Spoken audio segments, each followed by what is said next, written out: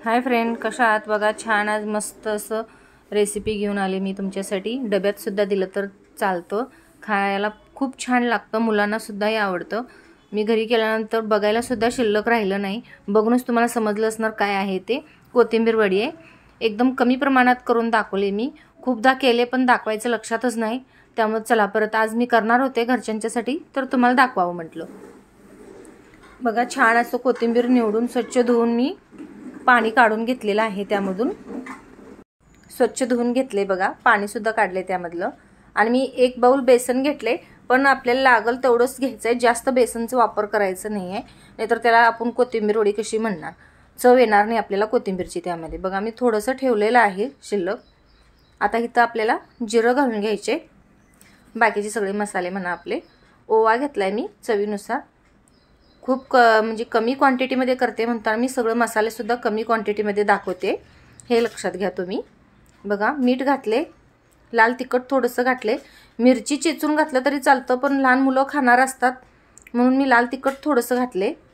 आणि इथं तीळ घातलेला आहे, गरम मसाला थोडा घातला आहे आणि हळद थोडंसं घालायचं आहे, जास्त घालायचं नाही, नाहीतर काळपट कलर येईल आपला कोथिंबीर वडीला। आता हे एकदा सगळं वाळलंच मिक्स करून घ्यायचं आहे आपलं, जेणेकरून कोथिंबीरला सगळं पीठ म्हणा आपला मसाला लागलं गेलं पाहिजे। आता बघा एक छोटं वाटी त्यापेक्षाही अर्धी वाटी पाणी मला लागलेलं आहे, इथं जास्त पाणी लागलेलं नाही आहे, कारण आपल्या कोथिंबीरमध्ये पाण्याचं प्रमाण भरपूर असतं। आता बघा मी सगळं व्यवस्थित मळून मग तुम्हाला मी दाखवते। आणि जास्त घट्टही मळायचं नाही आहे, जास्त घट्ट मळला तर वाफवल्यानंतर खूप कठीण होतं ते, आणि तळल्यानंतर असं खुसखुशीत आपल्याला लागणार नाही। बघा मी दाखवते, बघा कसं वळतोय तो गोळा। आणि हे असं आपल्याला हाताने करून घ्यायचं आहे। बघा हे असं तुम्हाला ज्या शेपमध्ये आकार पाहिजे असेल तुम्ही त्या शेपमध्ये करून घेऊ शकता। हे बघा चाळण घेतले मी मोदकचं, आणि ऑलरेडी पाणी गरम करायला ठेवलेलं मी।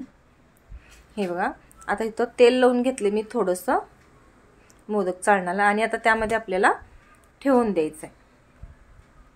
आणि 10 मिनिटासाठी हे झाकण ठेवून छान असं वाफवून घ्यायचं आहे। हे बघा आता वाफवून घेऊन झालेलं आहे, एकदा बघून घेऊया आपण। बघा कसा लेयर सुटल्यासारखं झालेलं आहे त्याला। हे बघा आपलं छान झालेलं सुद्धा आहे वाफवून।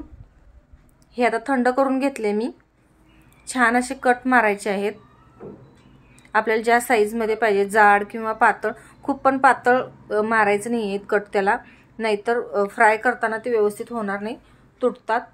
आणि शक्यतो सोडा घालू नका ह्यामध्ये कोथिंबीर वडीमध्ये, नाहीतर खुसखुशीत होतात आणि ते तुटतात।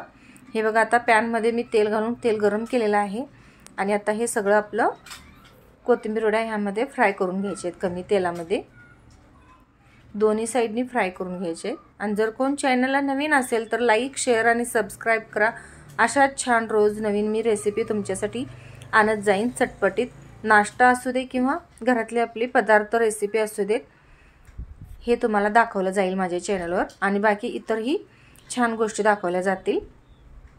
बघा एकदा तेल सगळीकडे व्यवस्थित लागलं गेलं पाहिजे असं आपल्याला हे हलवून घ्यायचं आहे। बघा आता एका साईडनं फ्राय झालेलं आहे, आता दुसऱ्या साईडनं आपल्याला फ्राय करून घ्यायचं आहे, त्यामुळे पलटून घ्यायचे आहेत, सगळे शिजतात।